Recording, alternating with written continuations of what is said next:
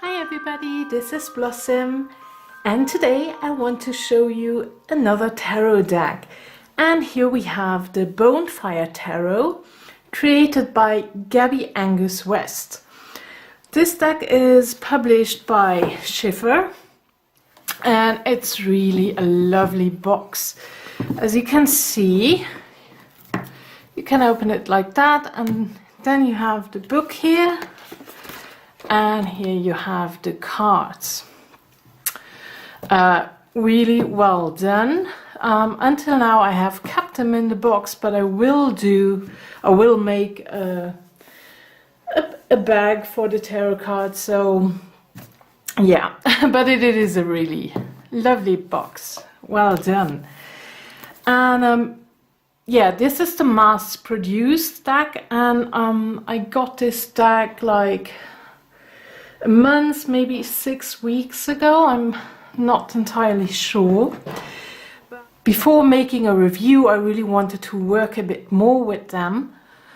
So yeah, to see how they feel. And I can just say now from the beginning on, I really love it. I think it's a great deck. As always, I will show you the cards first, and then we go into the book. Here you can see the back of the cards. These are not reversible, but you have to take a close look, because here we have the swords and the pentacles and the cups and the pine cones for the wands. And so if you reverse them, of course, you can see the cups here. So she talks also in the book about this, that she doesn't use reverse cards, but I will show you that later. Let's start with the Fool. And there we have the Fool already. So we see a lovely girl, and she's walking here. We can see the cliff here. We have the white dog. We have a lot of symbolism. So it's we have all the symbols that we also have in the Rider-Waite-Smith, but it's just different organized in the picture. But everything is there. Then we have the Magician. And there we have more of like a performer. I don't know really how to say. I will say just now performer, you know what I mean. Yeah, but again, everything is there. The pentacles, the cups. Let me see. The wand is there. We also have the infinity sign over his head. I think it's really gorgeous. Can also see how an idea is coming forth. I really like all those symbols. In the book later, you can see there is a section about the symbols in the card. I really enjoy that, but I will show you later. Then we have the High Priestess. Again, we can see the water. We have the moon. We have the pillars. In blue and red, and here again a moon sign. I just think the artwork is stunning. I really enjoy that. Here we have the Empress. So the focus is really on the face here, but we can also see a baby that is born in the tree. And yeah, just lovely. Then the Emperor. You can see the red and the white rose together. Then a burning crown. Then we also see his eyes. He's a bit worried. I actually really like that. For me, the Emperor, you know, when you have to organize so much, when you have to be the leader, this is a hard job, you know. And I understand why you choose an image like that, where somebody is not just full of power and strong, but this is a really hard task that somebody has to be the leader of everybody, and to hold everything together, and all about structure and organization. So for me that makes sense. I actually like that. I think not everybody likes that, but I like it. So, and I think that's okay, because everybody has their own preferences. Then we have the Hierophant. So there we have a very traditional card as the Hierophant, with a Pope.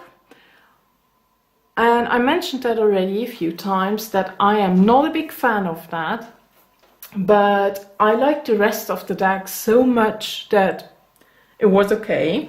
And yeah, well, I have to live with it now. It's not, I mean, from the artwork, I still like it, but it just, you know, Hierophant and Pope, that's, I see the card different when it's depicted as a Pope. Then I approach this card differently. So that means when I use different decks and I have something like that, then the Pope or the Hierophant means something else to me.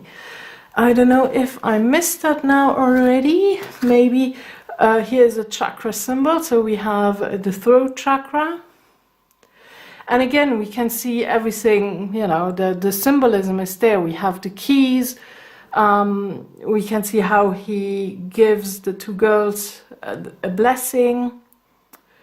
Then we have an all-seeing eye. We have a mouth. Everything is really there. The next card, the Lovers. Also very beautiful, I think, in my opinion. I really love it.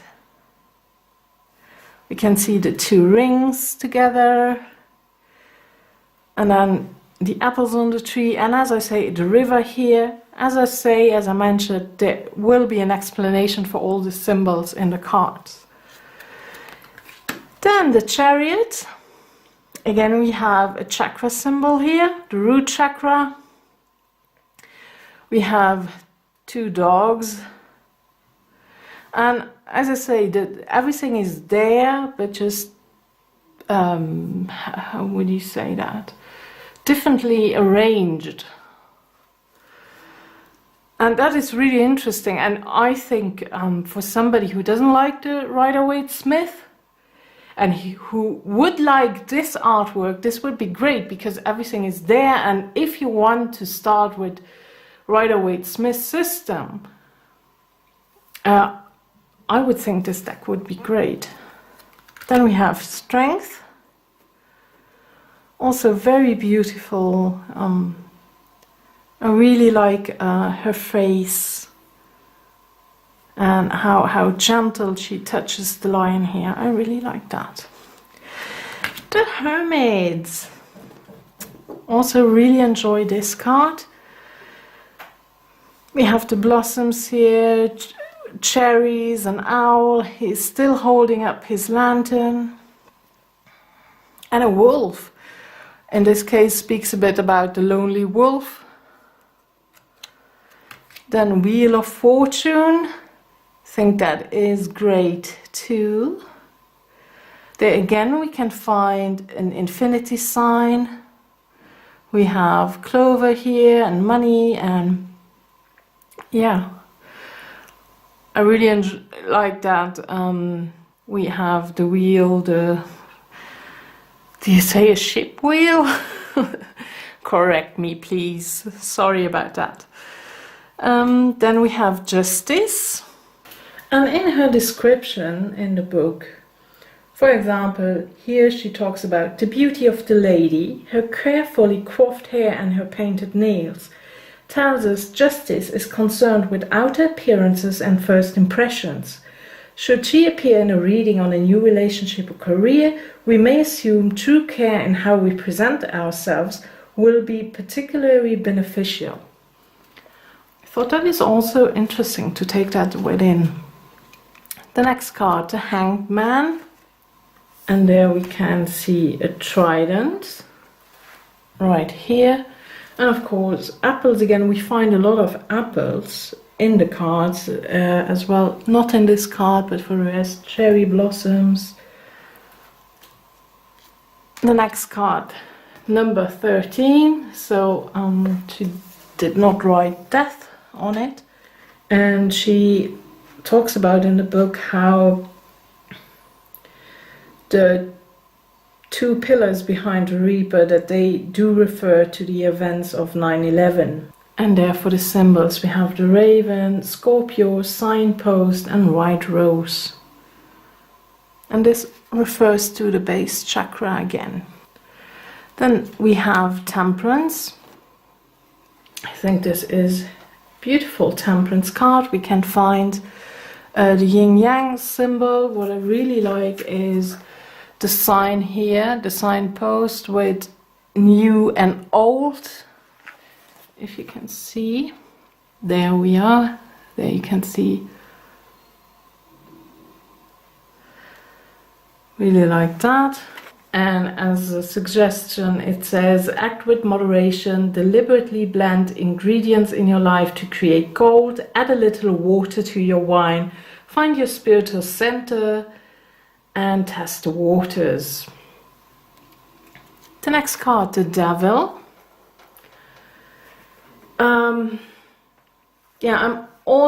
The Devil is also a card that I'm always a bit careful with, but this card actually works for me. So, and this was not a problem normally because I have a lot of pagan-based decks or more nature-based, whatever.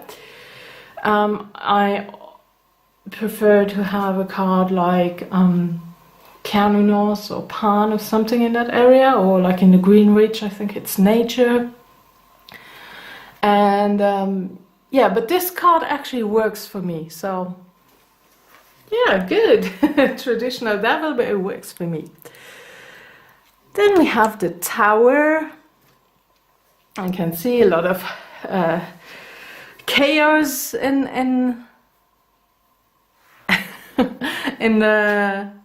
the image. And as the symbols we have arrow, crown, clover, flag, hourglass, playing cards and umbrella. And yeah, so not only when you look up the symbols at the end of the book, you get already a meaning of the card without even knowing what the card actually means. The next card is the Star.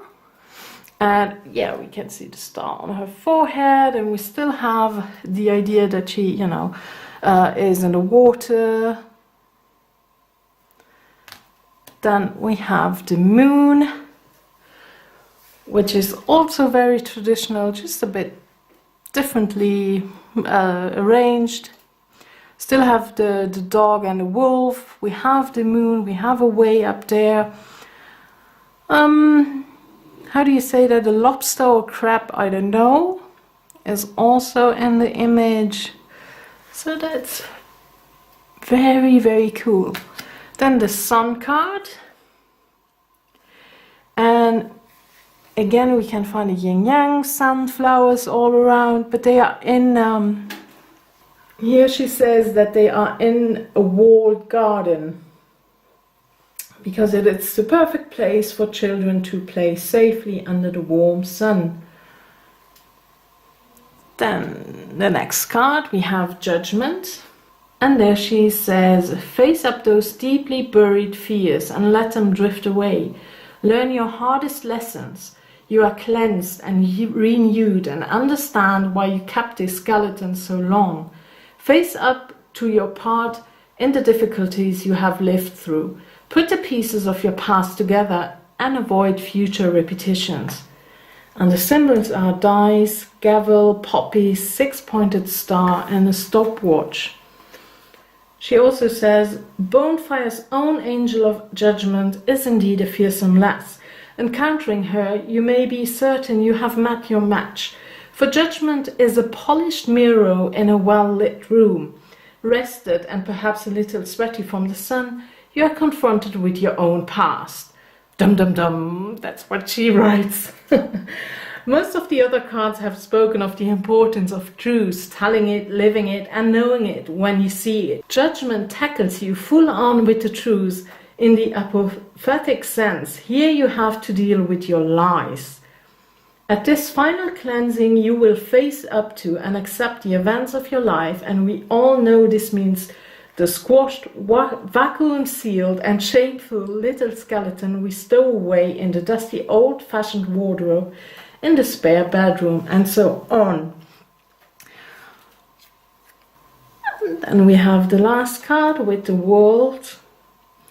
Utter and complete vindication, victory, hard come by and richly deserved, mastery of your craft, freedom from oppression, knowing who you really are, not what you have been led to believe. You are balanced in all the elements and aspects, as naked as nature. So that's it already for the major arcana. Then we have the Ace of Swords. For me, a very traditional depiction. Then the Two of Swords. Again, we have the same symbols. She's blindfolded. She holds the two swords. We can see an hourglass. The Three of Swords. We see the traditional pierced heart, but also the ship, and I like how the anchor is up, so it gives, for me personally now, it gives me a bit of hope with that anchor that is being lifted, because we are on the way, we are moving forward with the ship. Then we have the Four of Swords, resting. I think that is a very good depiction of that. Relax, take a bath, take a time out, take a break, Then the Five of Swords, and we can see how those two guys are fighting, and we see a girl who is going away from that scene. But again, we have the symbol here as a tattoo on him from Yin Yang, and it suggests a hollow victory, losing more than you gain, causing harm by neglecting the spiritual and emotional, unnecessary use of force, overkill or brutality. And the whole scenery is in the ocean. So whether we identify with the victor or the loser will depend upon our own circumstances. The card can indicate a triumphant victory over a well-matched opponent. We feel we deserve praise, and well, we might, but when another has been made a loser by our winning, then something is lost by everyone who is touched by the situation. Then we have the Six of Swords. I think that is a lovely card. So she talks about knowing it is time to move on, to go with the flow, swords as light as feathers. But also she says the feather sail offers no protection, and the tiny leaf is an insufficient weapon. There is a suggestion here that if one is under attack, it might be wise to row away as quickly as possible, as forces against you might be too strong. The tension between the tiny protagonist and the sharp swords are the crux of the Bonefire Six of Swords. Then we have the Seven of Swords, taking an action out of necessity, not pleasure. Stealth required, caution when using cunning, revelation of true character. Then we have the Eight of Swords, which is pretty, which is pretty traditional. And then, oops, the Nine of Swords. I really like her, how she holds her hands. I think this is really a very good depiction, for me personally. And then the Ten of Swords, as we know it. Then we have the Page, and just a short description: bright, young intelligence, a keen, immature mind, lack of confidence, the danger of naivety, a cautious, backwards glance, being defensive, more information is required. The Knight of Swords, charging into the unknown, logic being employed, single-mindedness, deaf or blind to other opinions, about to lose control, learning a painful lesson. Those are her short descriptions on the card, but there is always more. Then we have the Queen of Swords. If I'm allowed to be honest, I think she looks creepy. I really like how the roots are coming up, and I really like how the butterfly is there, but her face, for me personally, really looks creepy. And then we have the King. So in a way he is depicted with his baby, but it also talks about that he is emotional, cold and detached. So I think this is really interesting, and you have to read a bit more to fully understand, or you take it, you know, you don't have to. You can work, of course, intuitively with the card. Then we have the Wands, and here we have the Ace of Wands. I think this is, again, well, every card, I really enjoy every card, so very pretty ace. Then we have the Two of Wands. That makes very clear how there is a decision to make. Then the Three of Wands, and it says you are ready to leave on that big trip. Your long-awaited child is due any minute. In this respect, the card certainly indicates you are about to take a step into the unknown, but it is a step you take willingly. The next phase of life you just cannot wait to experience.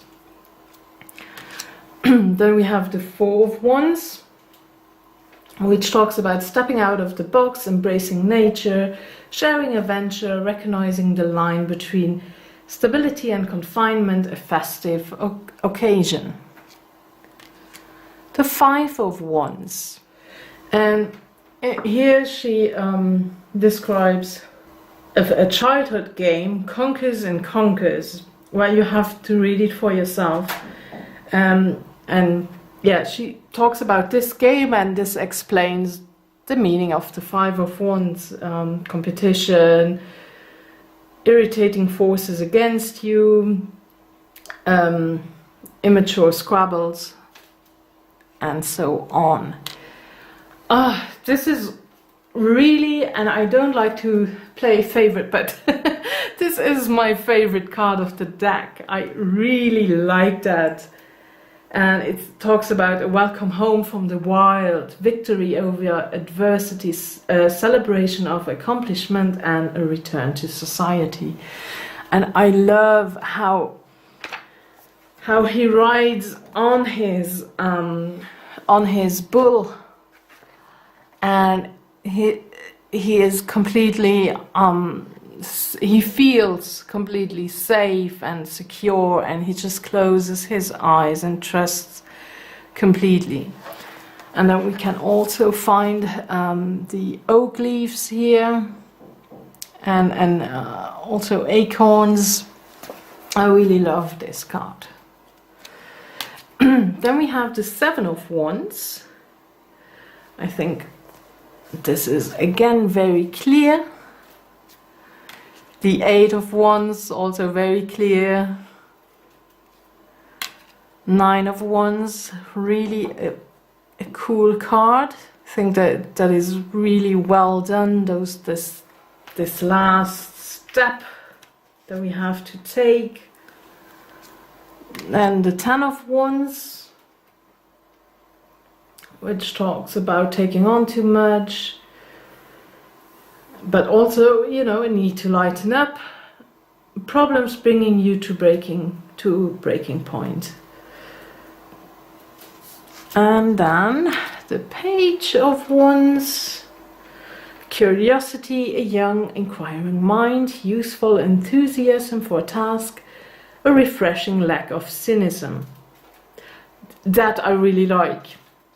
That I really like to put that in the description of the card.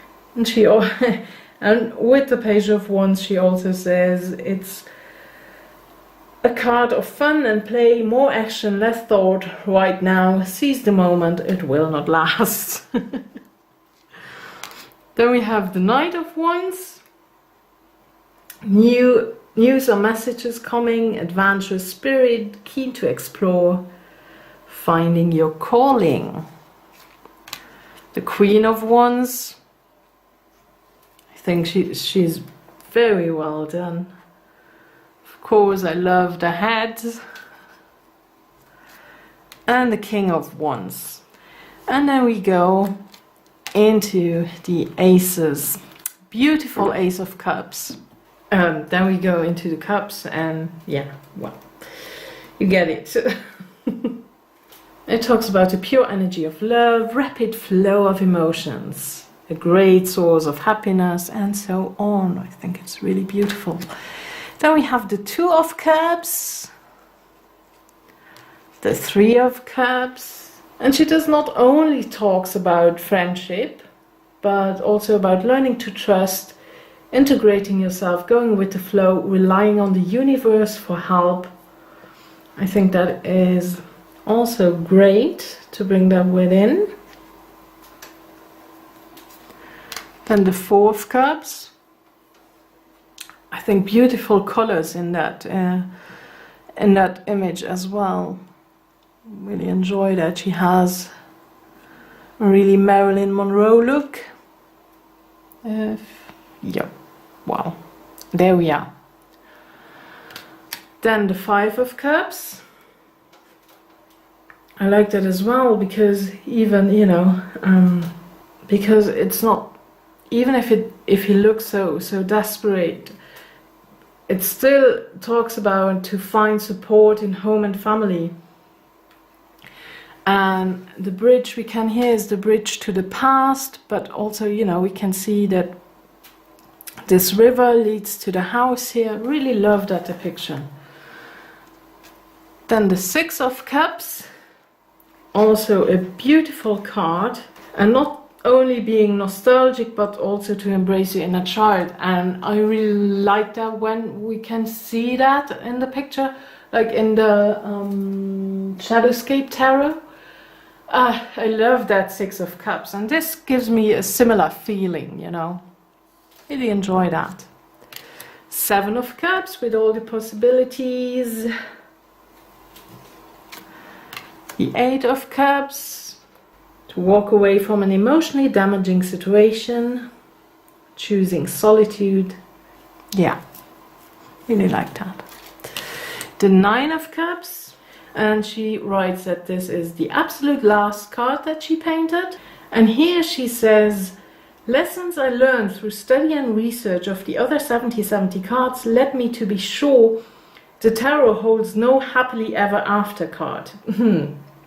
So a clone of the Rider-Waite-Smith card was painted in an ornate frame, the image of the man surrounded by his riches and doomed to gaze forever from his canvas at the collection of artifacts, perhaps not realizing he has become one of them. The picture becoming a moment now past, captured in a portrait. And then she talks a bit about what we can see: the candle, a want to be snuffed out, the fruit, coins living in a decaying as the weight to be painted, the peeled lemon, symbolic of the years peeling away, the feather, a fallen sword made for the writing down of thoughts, showing us the book of the Nine of Cups, in which their story will be told. The crystal ball, a cup showing watery visions of the future, teaching us we cannot hold on to the perfect vision of happiness and abundance, that it is carried away by the sands of time running through the hourglass. And the skull and ruby, telling us that when we die, our riches are no longer our own, as we cannot truly own that which will exist long after we are gone. Further on she says, so I suppose I am saying when the Bonefire Nine of Cups come up, please go ahead and look forward to happiness. And if you already have it, live it hard and feel every moment with every fiber of your being, because it will pass. And for the shadow, she says, ask if a negative or pessimistic attitude might be blocking your path to abundance. Good times could well be knocking on the door. You have merely to let in the light. Put all that dusty old stuff away. Stop listening to neighbors and superstition and live your abundance. Make hay while the sun shines. There we go. The Ten of Cups, beautiful. I really love that card. It's just pretty and it makes me happy to look at it. Then we have the Page of Cups, the Knight of Cups. There's so much in the card that you can look at, and you can do so much, you know, with those symbols. Then we have the Queen of Cups. Ruled by the purest of emotion and unable to overcome them, something important not yet revealed, powerful intuition, searching for something, deeply absorbed in the spiritual. And the King of Cups, mastery of inner balance, a deep grounding personal philosophy, supreme control over emotions, inspiration and wisdom. And then we come already to the coins. So the Ace of Coins, the Two of Coins, where we can see the exact same things as in the Rider-Waite-Smith, the Three of Coins, the building of a fortune via careful planning and training, the use of raw materials, transformation through work, being of use to the community, is what she writes. The Four of Coins, I really like what she writes about Four of Coins. I think I will read this to you later, because I really like it. Then we have the Five of Coins. She is sitting outside, but of course the door is open. She just have to go in, you know. You don't have to sit outside when it's cold. Six of Coins. The Seven of Coins, number 8, where she writes that's a portrait of, well, not a portrait, but she, that's her sitting at her table, at her desk. Then 9 of Coins, happiness with home, feeling grounded, reaping the fruits of hard work, erecting a wall against all comers, taming your wild side, choosing domesticity over freedom. And the 10 of Coins. Well, we're not done yet, so Page of Coins. A fledgling entrepreneur, an initiate instinct for money, a surprisingly grounded young person. Great potential to harness youthful vigor. And sometimes you have to look closely, because she, for the symbol, she says daisies, so we can see lemons, we can see, and also horns that we can see here. Then the Knight of Coins with a turtle, or how do you, tortoise? What's the difference? Can somebody tell me that? I don't know that. I'm not, as you hear and maybe know, English is not my first language, so I don't know what the difference is between a turtle and a tortoise. So, and it says, an unusually stoic young person, greatly reliable, a hard worker, introversion, choosing stability above passion.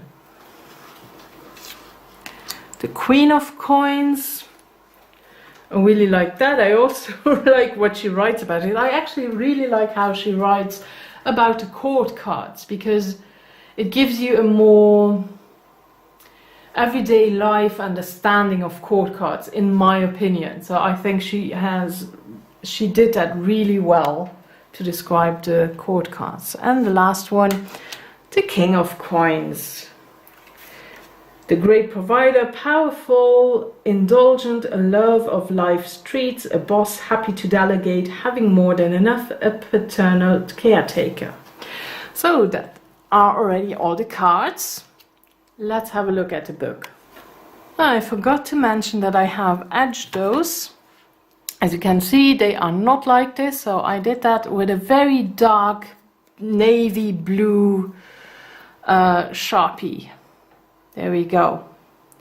So just so you know. So we have the contents, and mostly it's about the cards. A warm welcome, how she came to do a tarot deck, Tattoo and the Tarot. She describes that a bit. What is interesting to read. And then she comes already in the major arcana. And then a note about reversals. At this point I will talk about reversals.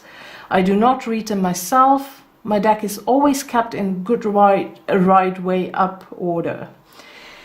But when you see the description of the cards, she always goes into light and shadow with every card. So I really love that when people do that, to, you know, light, this is the light side, this is the shadow side. I also had that in my Lord of the Rings tarot. Actually, the writer wrote also always about light and shadow side of a card. I really enjoy that. Okay, here we have the cards, a description, a bit more for the major arcana. So here you can see the Hanged Man, then we have a short description or a short message, and then we have the whole description here, and at the end she gives you the symbols. Oh, and it's in color. There we go. Personally, for me, this is not important, but I understand that a lot of people will enjoy that, and it is pretty, I admit that. It is very cool if you have that. Then for the minors, it is a bit shorter, mostly, but we still have that little message here, then the description and the symbol. So it depends a bit on which card you have. It's not, yeah, well, some are shorter, some are longer, that's how it is. And then she also talks about reading tarot. And then Bonfire spreads, 1 card wonder. Beltane 3 card spread, what is past, present, future. And then she has also the Bonfire 8 card enlightener. And this is really a cool spread. I did a reading for myself on that. I will not share, sorry, but it was really, really cool. So we have with card number 1, the dry bones, card number 2, the flesh and flavor left on those bones, card 3, the spark ignited, card 4, the warmth produced, card 5, the light emitted, card 6, what has been burned, damaged or rendered impossible by the fire, card 7, what are the ashes, and card 8, what is reborn and renewed as a result of this Beltane cleansing. A really cool spread, I really like that. And then we come to the glossary of Bonefire symbols. And there is an order, so with acorns, from little acorns, big oaks grow. Then the, let's say, anchor, laying down roots, feeling stuck, stability, apple bitten, giving in to temptation, taking a risk, throwing caution to the wind, apple whole, a tempting offer, a moral dilemma. Flames to energize a situation, danger, and so on. So that is really cool, because even if you don't know the cards yet, you can do already a lot with those symbols, in my opinion. And then a little thank you. So what are we? 188 pages, bit more. Yeah. So this is, I really enjoy the guidebook. I will go back to a card to read you an example. Let's see, I said 4 of coins. So the 4 of coins, let me get out the card. There we have the card. So 4 of coins, hard work for little reward, find time to make changes, acceptance and compromise, paralyzed and not in the flow, hard won home comforts, unable to receive praise. The making of the 4 of coins was very personal. The man in the tree is my husband. I did not crown him as one of the kings of the deck, but had I, he would have been a blend of all of the royal cups with a wandy vibe. Sorry about that. I picked him for the 4 as the time of painting. He was stuck in a job which he was utterly unsuited. Though he did it very well, he earned exactly the right amount of money to ensure he could not make any changes and had no time left to think it over. As such, I do not see the card as depicting a miser, rather a person whose position in life and their assumed responsibilities has them trapped in a prison of their own making, but not of their own choice. Out of a sense of adventure, he climbed into the tree to have a look at the view and to see where his path was headed. On the way up the tree, he found some financial rewards, a house, a car, a wife, a family. He is very pleased to have them and climbs higher still. Before long, he has reached the top, but finds the branches above him are spindly and cannot hold his weight. The rest of the coins are out of his reach. Besides, if he stretches for them, it is risky and he may fall. Then who would look after his riches and responsibilities? So from his perch he guards his tree full of riches. A fire lit below warms his bare toes and wards of others. The man realizes he is now stuck. He has what he wanted and loves what he has, but is beginning to wonder why he wanted it. As he sits and holds his coin, contemplating his predicament and the view, the river below carries away that which he was when he started his adventure. Time is passing, day into night and night back to day. Still the man sits. Now his dilemma will only be resolved by a monumental act of bravery. Either he will reach higher and farther and risk becoming more definitely trapped, or he can climb safely back down and take only his more portable riches with him. Eventually, he will find his nerve and remember the path he was on when he stopped and popped up the tree to get a little perspective all those ages ago. But for now, he is static and fears the consequences and losses he might have to endure. He needs to become the fool again. And that's what I actually really love here. So he needs to become the fool again, get out of the tree and find a new adventure. He will have to leave those darned hard-to-reach coins behind for another poor sucker to find, and he feels guilty knowing the high price. But he knows he will not make the same mistake ever again. And that is if he can just get up the nerve to climb down. The man has the heavily tattooed arm of a creative free spirit. That was the character of the man who first climbed the tree. As such, the Bonefire 4 of coins warns us in the end we all get called out by this material life. No matter how hard we fight, once we have our families and settle down, the system will try very hard to consume us and turn us into cogs for the machine. It is a gradual change, but the pressure is persistent, and ultimately, a man who loves his family as much or more than he loves himself will decide, just for a while, to want some pretty stuff to surround them, and this is where they get you. When you start to want to have things over wanting to do things, that is a very important sentence, I think. When you start to want to have things over wanting to do things. I love that. Escape is much harder than you think, especially if you do not know how you have been ensnared.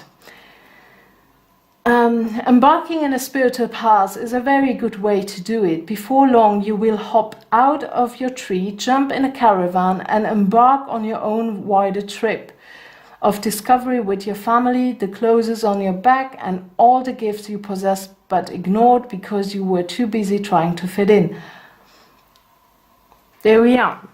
So this is about the Four of Coins, which I really, really like how she does that. Now, I really can say I like this deck a lot. It is really great. I like the guidebook in it. It has, from other guidebooks, such a different approach, what I really like. There's a different tone, you know. I really enjoy that. And I love the artwork. Maybe not a surprise, because just color-wise, because the colors are very, you know, they really pop out, you know, with my Tarot of the She. It doesn't look the same, but it's just in color, so that will not be a big surprise, I think. And yeah, I'm very happy that I bought it, even if I was, you know, I don't need another one, but you know, I was thinking about it for a few months, and you know, when you're still thinking about it after a few months, maybe it's time to get it then. So no, I really want to say I enjoy this deck greatly. It's beautiful. It gives very clear readings. You know, there's not a lot of confusion or anything. It's really like, yeah, okay, so you ask this question, this is your answer. Take it, live with it. And I really enjoy that. There we have the Six of Wands again. Really a cool card. So thank you very much for watching, and if you're interested, I will put the link below for the sample reading. For the rest, I wish you a wonderful day. Much love and blessings. Thank you, and bye bye.